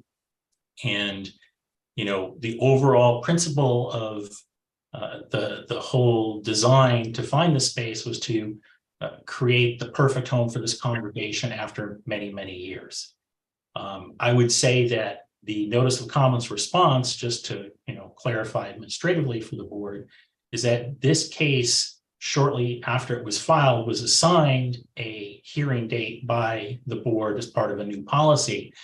And the notice of comments response was delayed because we were hopeful that we would be able to include an environmental response in coordination with that notice of comments response. Unfortunately, it was not yet complete, but that's the only reason that we essentially held the notice of comments response as long as we did, because we were hoping to make it one full package. We'll just speak Mr. Dale, you did agree to the date on of the May 8th and May 9th hearing date. You did agree to that. Yes, for sure. But I'm also clarifying why we waited to respond in April in order to coordinate with the environmental response. I would just speak briefly to the environmental response, just to update the board. The revision to the EAS is pending. Landmarks is complete. Required graphics are complete. The phase 1 is complete. What we are currently waiting on before we're able to submit a response are responses to the noise and air quality comments. And it's hopeful that those will be done this month per communication with the environmental consultant. Just wanted to update the board as to that current status. With respect to the comments raised, as I said, much of this will be better served, in a written response, but I would just, quickly go through some of the key items that were raised by the board. We'll definitely update the statement to reflect all materials and make sure that it duplicates information that's included in any programmatic needs study and reflect the plans. So we'll make sure that the statement fully includes and corresponds to all those materials. With respect to other issues, the vault process, we can provide more detail for the board, but I would just let you know that that is a DOT review. It's currently in process. We'll respond and give confirmation to the board as to that process, but I don't know, Solomon, if you want to speak briefly to what that process entails now and what the time frame is, that might be helpful just to let the board know. So the application was submitted to the DOT, and it does require a waiver, which is what is pending. We did already receive comments and did already respond to those comments with additional information that the DOT requested, such as the load supports, and such other inquiries from the DOT. So that has already been responded to, and we are waiting for their approval and or additional comments. We hope to get that this month. I have a very basic, thank you for that update. I have a very basic question. What is it DOT looks at when they are reviewing such requests? This is more for my academic knowledge with this, so that I understand the process. I'm not sure if the architect wants to pop in or if he'd like me to address that. I'll jump in a second. They're looking at a few things. Since we're asking for a special waiver from the DOT, which goes beyond what they typically allow for the vault, we need special permission from the commissioner, which we hopefully will be receiving from them. They also look for loading of the sidewalk structurally, that if a truck pulled up on the sidewalk, it would be able to hold the load of that truck, safety concerns. So those are some of the things that DOT will be looking at. And if they feel that they can give us the extra few feet beyond what they typically give for a vault. So what is the typically that they give for a vault? Typically it's five feet from the curb. You have to lower the vault by a couple of feet. We're asking to push the vault to the curb line, and we will also lower the vault a few feet just in case they need to do repairs on the sidewalk, run some lines. So that's kind of where we're standing right now, and it's in process. So DOT in its review just doesn't look at the space utilization, just looking at how far into the curb it's going to go and structurally whether it will be able to withstand any of the typical load. No, correct. There is also a programmatic needs. This is Alman again. There is also a programmatic needs statement included within that application, similar to yours, showing what the use spaces would be. And to a specific comment that you made earlier, they specifically do not want any mechanicals in that area since it is a revocable permit. All mechanicals need to be within the primary part of the structure. I see. Sure. Yes, Commissioner Shetta. Yeah, hi, this is Commissioner Shetta. When you apply to DOT for that revocable consent, do you think DOT is aware of the fact that you're applying for a variance? Do you tell them? Is there any kind of like info spot in the application that you're applying for a variance, or do you have no clue about that? And I have another portion in my question is, why would it be just, and this is kind of, again, it's an academic exercise. I was anticipating that DOT looked at some sort of like, yes, structural / other aspects of engineering review, but I would think of maybe some future projects for DOT. But apart from DOT, do you apply to any other sister agency or department in the city? For example, DEP. I see that there is an existing sewer line that exists, but it's beyond the vault extent, the proposed vault extent. My thinking as an engineer, if you dig enough to interrupt or start like imposing some settlement underneath an existing sewer, you could cause an issue. And I believe the agencies that should look into this is not the DOT, might be DEP. And I did submit to DEP for review, but it wasn't for a vault, but I engineered construction next to an existing sewer, and we were even digging beyond the property line, and they have asked us to submit to them that the proposed excavation / whatever activity is going to happen during construction is not going to impact that sewer. Are you intending to pursue something like that with DP or with any other sister agency? Yeah, I think we're gonna look into that. I'm gonna discuss that with the expediter and the team and the mechanical engineer. And we're gonna look into what that process is. The mechanical engineer would be more versed on how to proceed with that. And we'll circle back. So. Okay, if you're planning on submitting next submission, if you're planning on keeping that vault in play, I'm asking you to add a note similar to note number 1 that you added when you said vault, and make it big, bold, underline, saying that all necessary approvals from city / state / federal agencies will be obtained to like make that vault extend legal, because we don't want to step into this vault permission. It's not our scope, it's beyond our scope. So I would like you to make it clear that the approval for that scope is up to somebody else. It's not up to the BSA. That's totally understandable. We can add that note. We've done that for similar situations for other projects. Thank you for that. So we can do that.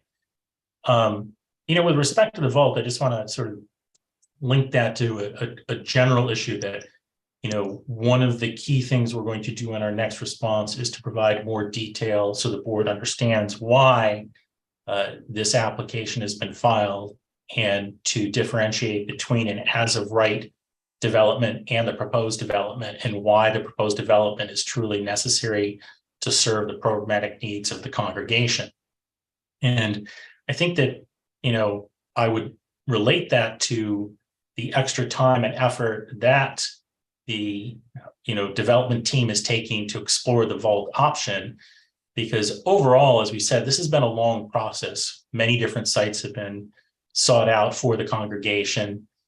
They finally found this site that's in the center of their community that they're really hopeful can become the permanent home when they haven't had a permanent home for a long time. And in order to minimize the request from the board, this vault option is being explored because it would provide additional usable area at the cellar level for the congregation to use. And that goes hand in hand with, we'll get into this a little bit, but like the height of the thing was specifically designed to reflect the synagogue that's across the street. It will confirm and will change the plans and show the proposed height is actually lower than the adjacent building. And the floor area request, which is, one of only 2 waivers that's requested here, the floor area waiver request, at its core, what it does is it allows a functional full floor plate 3rd floor as opposed to a partial 3rd floor. So I fully appreciate and fully understand the questions, and I really substantiate that further in our materials and do that. But Mr. Dale, you're breaking up. You're coming up. It's turning out to be a little choppy. So I'm not using headphones. I just want, for our record, we want to make sure. No, I understand. How's this? I'm shutting down everything else that I've got on my computer just in case. Is that better? Yes, please go ahead. That's fine. I shut down everything else. Just make sure that I'm not taxing my machine. But I would just say, like, the idea here is that, this proposal is really trying to be respectful of the neighborhood and to minimize the waivers that are sought. And the height waiver, even though it would be required, the proposed building would still be, lower than the adjacent building at a lower height and comparable to the other existing buildings. And as I said, the floor area request at its core really just allows for a full floor plate third floor, which would allow for rooms for the programs that the congregation wants to provide to its congregants. And, as I said, we fully understand that we need to supplement that information and to answer the board's questions, which were all, well thought out and considered. But we would just state now sort of overall that, we would hope that the board would appreciate that this is not a, massive ask that's come for the board, and that really a lot of forethought has gone to the design to really balance the needs, the programmatic needs of the congregation, but also taking extra steps like the vault to really minimize any impact this would have on the surrounding community. So as a general statement, I think it's important to note that. Now, Thank you for that clarification. Two things that concerns me with the statement that you made. One is that you are using the vault as a way to minimize your program need above grade.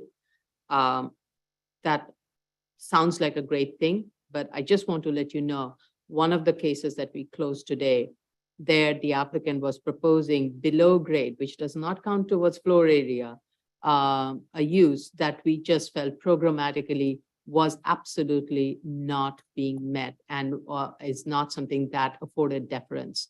And that was asked to be removed so that the height of the building, the program space that was above grade could be contained below grade and reduce the building height.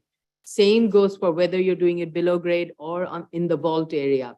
If the program space on the third floor is not at all justified, which I actually absolutely doubt, and I will strongly recommend that you do not waste your time in trying to justify that, because it is not something that I have seen this board exercise and do not see the justification for it.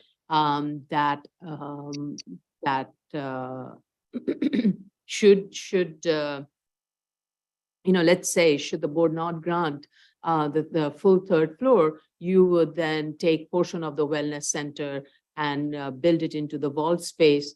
I would still say, then why that space is not programmatically that should be driving the need. And if you eliminate, it should not be programmatically driving the need and seeking other waiver or minimize the degree of waiver. If we think that need is absolutely not justifiable, then that should be eliminated, and it's not something that should be tucked under the vault just because it does not add to the height or height and setback or bulk waiver. So I just want to be very clear on that one. And so don't use the vault as a way to tuck away a use that we think is adding to the floor area above. It is adding to the floor area above regardless of where you tuck it away. Understood. And I think what you're hearing from the board here, we are questioning the match, the programmatic need justification with a house of worship for a women's wellness center that has a gym in it, and why it cannot be a separate use that can be located, and what's the association nexus between that and a house of worship. We hear those comments. I'm very skeptical. I'm extremely skeptical, and I can speak for my fellow board members. I think we remain extremely skeptical on that. So I would strongly suggest you reconsider it and minimize the back and forth and argument. That's fair. We've heard your comment. We do believe that there is a significant need for space for women's health and well-being in the Orthodox community, because there are minimal spaces within the community. When you have a need for spaces where it is gender specific, but we've you've made very clear the questions that you raised, and we understand that if it's going to be presented, it needs to be supported, and we'll review that in the upcoming submission. I think that that's a fair comment. I bouncing around a little bit, I just want to get back to when I was talking about the height. We can provide a height study. We did provide the streetscape, but we can provide a height study for a means of comparison to show that what is being requested is actually in character with the neighborhood.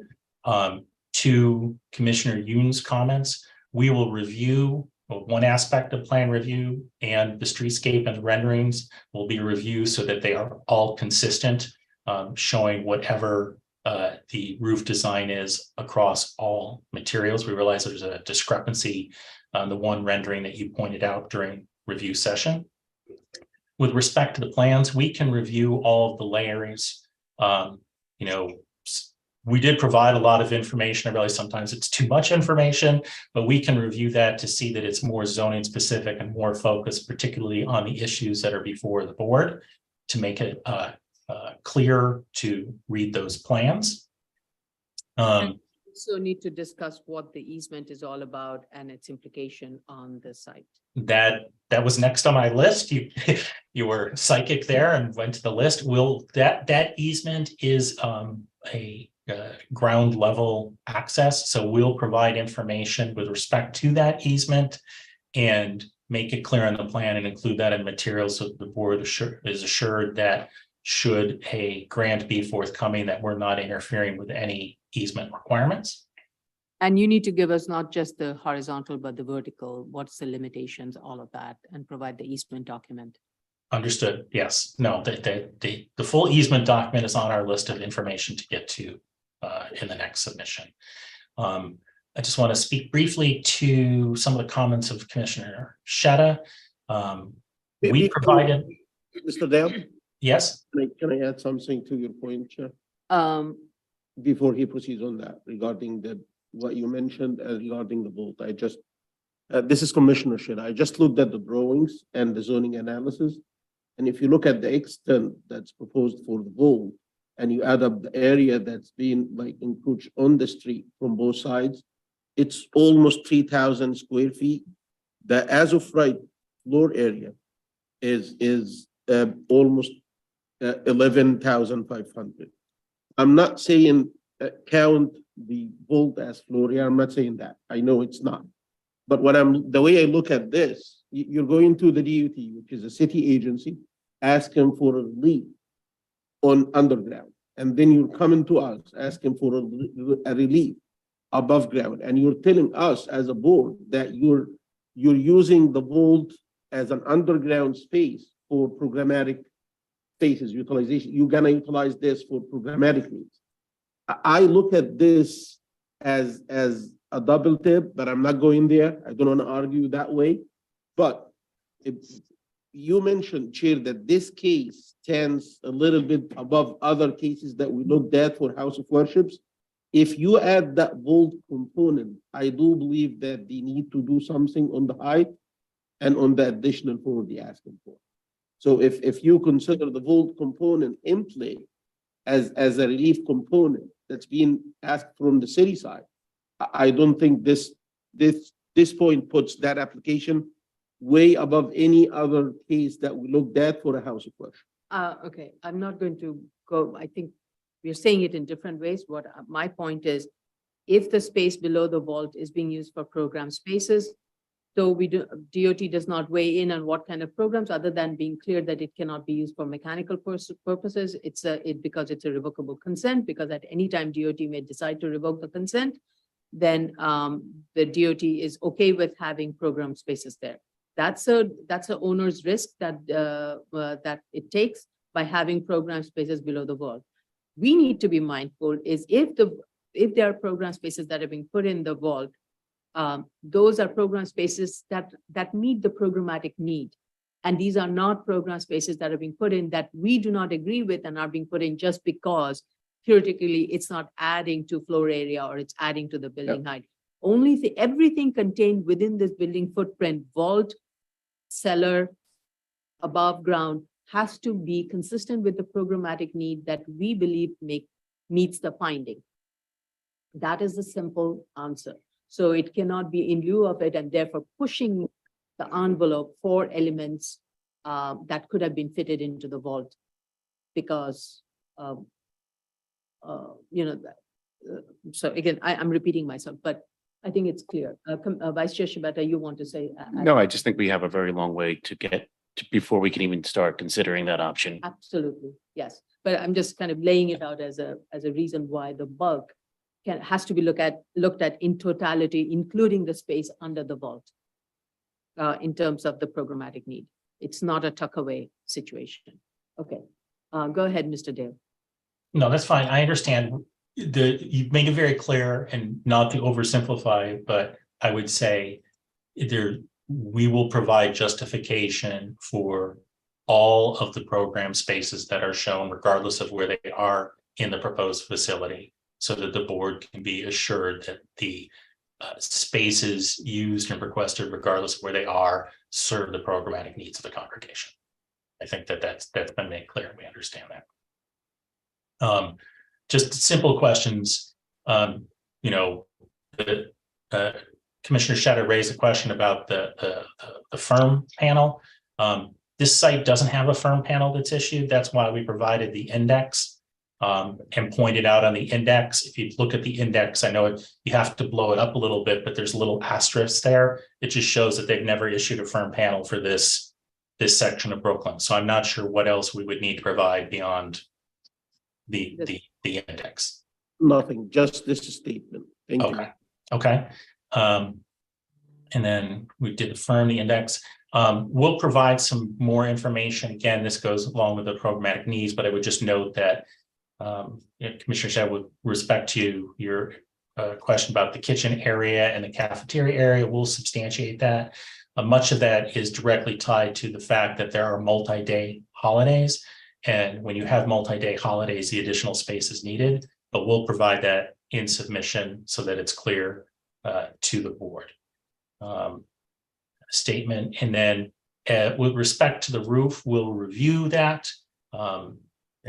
When it was presented in the programmatic needs, it was really sort of the worst case scenario.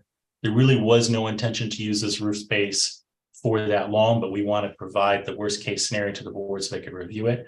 The reality is that it's actually limited time that it was expected to be used, a few holidays per year, and provide some additional space so that kids could get fresh air, the children who would be at the upper levels. But there were a lot of comments about the roof. I know the comments about the parapet height and the two sections that Commissioner Yoon cited. We'll review the entire roof situation and how it relates to programmatic needs. I will strongly advise in this case, in this one also, the board has consistently not allowed roof access because of the noise emanating from that affecting the neighbors, whether that is even for a short duration or even for a fresh air. It is very difficult to control and for any entity to, the conditions that would be placed there and how it would function and operate. So this is the congregation space. There's generous amount of gathering spaces that is provided, I'm assuming you'll have some operable windows facing the streets. I strongly advise you to keep that off the table, same as the Women's Wellness Gym Center. Okay. It would make the process go much easier and you will get what you want. And but this is not going to go well if we get stuck on these two matters. Understood. We've heard all the comments you've made and we'll review them accordingly. I think that's fair. But I just, as I said, I think it's important to view this within the opening statement that I made, is that there was significant consideration to this design to really minimize the request and to minimize the effect on the neighborhood. And I think that that's clear from how it was designed to be comparable to the synagogue that's across the street and It does not exceed the height of the building that's immediately adjacent. It's really in character with the neighborhood. You know, I'm not saying that to say that we don't need to address the questions that have been raised by the board, but just, you know, this is an application where the entire team is taking it seriously. We have, you know, members of the congregation here, members of the architect team, everybody listening to the review session. We wanted to hear the comments. All the comments were fair and well considered, and we'll be able to address them, I think, to the board's satisfaction in our next submission. Just to keep in mind, there are two components to it. There's the programmatic need element, and there's a neighborhood character. Two separate things. District, just because the neighborhood has taller building should not give a reason for one to bulk up and justify the programmatic need. Programmatic need first drives the need for the bulk, not the 100% agreed. And there are significant programmatic needs. As we said, this congregation has been existing for multiple decades, where they've been forced to use impermanent homes to meet and to conduct services and you know, activities for their congregation. And this is a real opportunity, and that's why they're trying to ensure that it meets all of their programmatic needs, both existing and towards the future. But as you said, that leads, but it was done also to really be respectful of the neighborhood. And I think this design reflects that. So, I mean, there were a number of other smaller items that were listed, but I think that they're best served in a written response.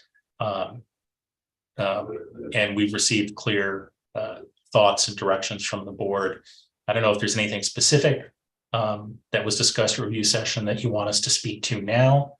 But other than that, I would say I would look forward to a robust written response. Any other questions or comments by Mr. Dale and his team? If not, I would like to go to the public. Okay, let's go to the public. Thank you. Okay, the case that we're currently discussing is 2022-78BZ 1512 Union Street, Brooklyn. Should you wish to discuss, dial 646-558-8656 or 888-475-4499. You will enter webinar ID number 849-9632-5740 and press the pound sign. You will press the pound sign at the next prompt. Press *9 to raise your hand, *6 to unmute if you're calling in on the phone. And if you're in the Zoom room already and wish to discuss, please raise your Zoom hand. Once you're permitted in, you will have 3 minutes in which to discuss. I already see a hand up. Hold on. You see your hand? Right? Yeah, sorry, let me get them in. It's a telephone number that ends in 276. There's also Mr. Ferdinand. Hold on. I'll let you both in. Okay. So if you could unmute. Okay. The person who has the last number is 276. You want to start first? Hello? Can you unmute? Hi, good afternoon.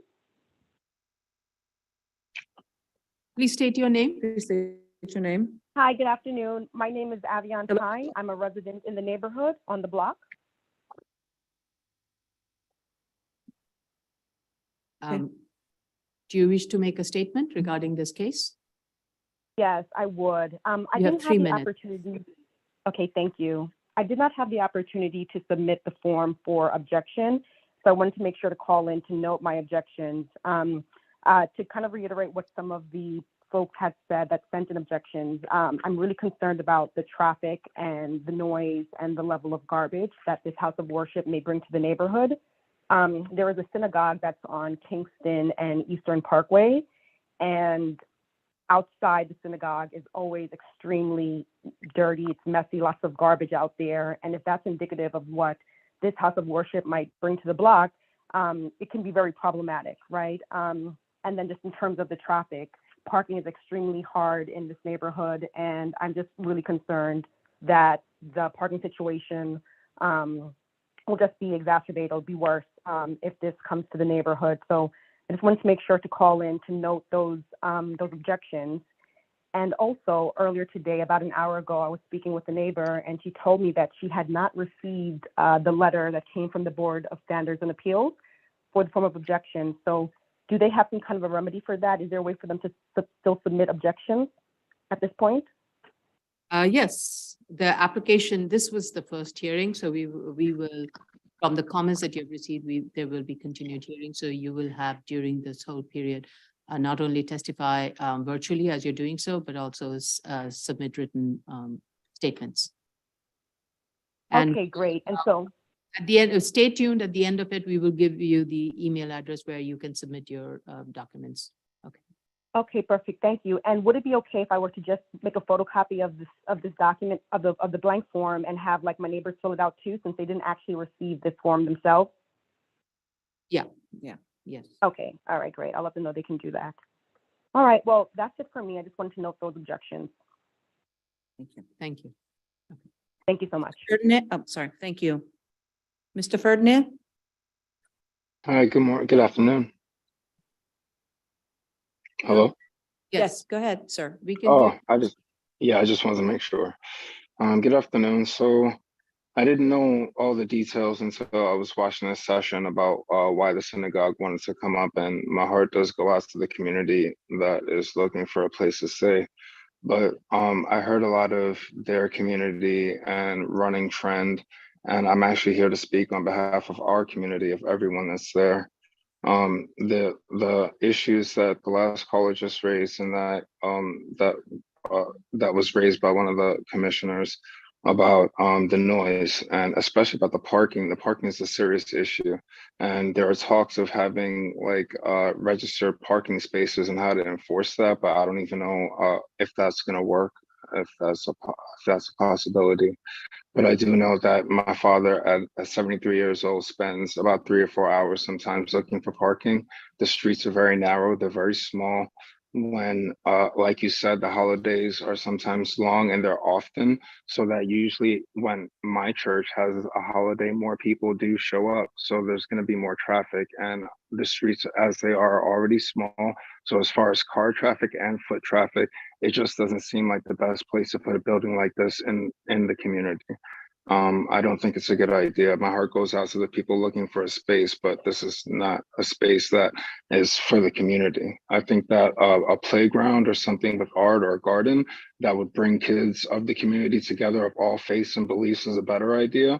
But this is just solely for one group in the community who already has so many buildings and establishments already in the community of itself. So I don't think it's a good idea, and I hope the board agrees with me. I just wanted to, thank you. Any other? I don't see any other speakers. Okay, I see one hand raised. That's 276. She can lower, She I already can lower her spoke. hand. Okay, there's only one. Okay. I just kind of want to put it on notice for everybody. The variance the applicant is seeking is for a bulk and parking waiver for a use that is permitted as of right, which is a house of worship.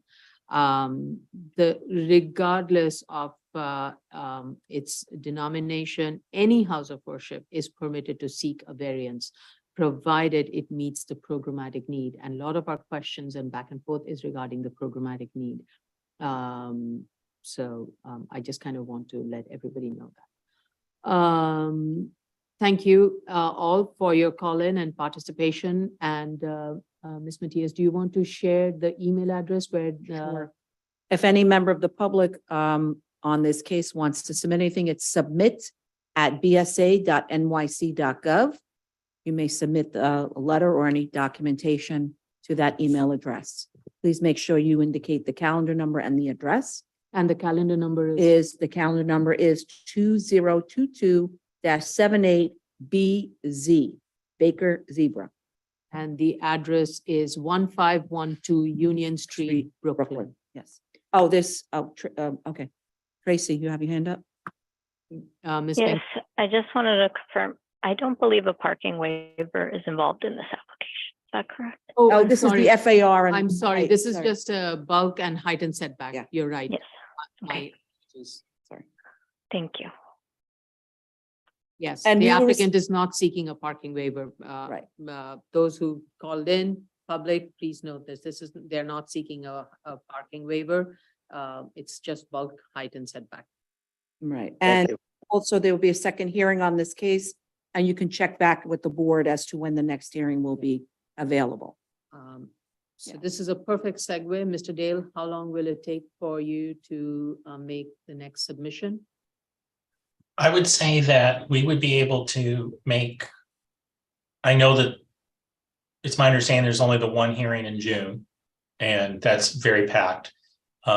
If we were assigned a return appearance in July, we could make a submission within the next 4 weeks, which I think would match up with that submission schedule for a July hearing. So Also would say in your case, similar to the case that we heard earlier today, I think you should seek a ZRD one regarding the height of the wall that you're proposing along the residential lot line. I do not think that goes to the question that Commissioner Yoon had raised, is whether that would result in floor area. I didn't bring that up on this case because if the parapets are to be modified and lowered, currently as it stands with a 5 foot or 6 foot tall parapet with a 10-foot tall wall in the back, it would trigger floor area according to my understanding of the definition pursuant to 1210. If you lower them, then you need more than 67% of the rooftop area to be enclosed with a parapet that is higher than 3'8". So it is going to be subject to how the architect wants to address this floor area issue and what the heights of all 4 parapets are and whether it totals over 67%. 67% of the parapet. An enclosure is defined in the floor area definition as having a parapet higher than 3'8" for more than 67% of the perimeter, or having a fence higher than 4'6", that's more than 50% open, et cetera, et cetera. So I didn't bring up the floor area issue here because I wasn't clear on how they were going to approach the parapets in general. Okay. So just to clarify, my understanding is that if there were adjustments made and it was not 60, it was less than 67% enclosed at a lower height than 3'8", then the issue of floor area would not arise. That's my understanding. Okay, understood. Yes, how's that? So we're very aware of that in any review of the roof. Okay. All right. Okay. Thank you. Thank you for the clarification, Commissioner Yoon. Mr. Ferdinand, I do see your hand is up again. We have already spoken, so we don't give you a second bite. But as I said, you can make a submission to submit at bsa.nyc.gov. And if you have any other further questions, you can reach out to the project manager, Jella Prenga. And if you have any specific questions, okay? Thank you very much. Thank you. I appreciate it. Thank you. Thank you. Okay, so 6 weeks to submit. We will confirm as to when in July a hearing can be scheduled. Either first July or the 2nd July hearing. Great. Thank you. Thank you. Thank you. No further questions? No one else calling in? No further questions? Okay, this concludes the public hearing for May 9th, 2023. Thank you, Thank Mr. you. Dale. And your Thank you. Thank you.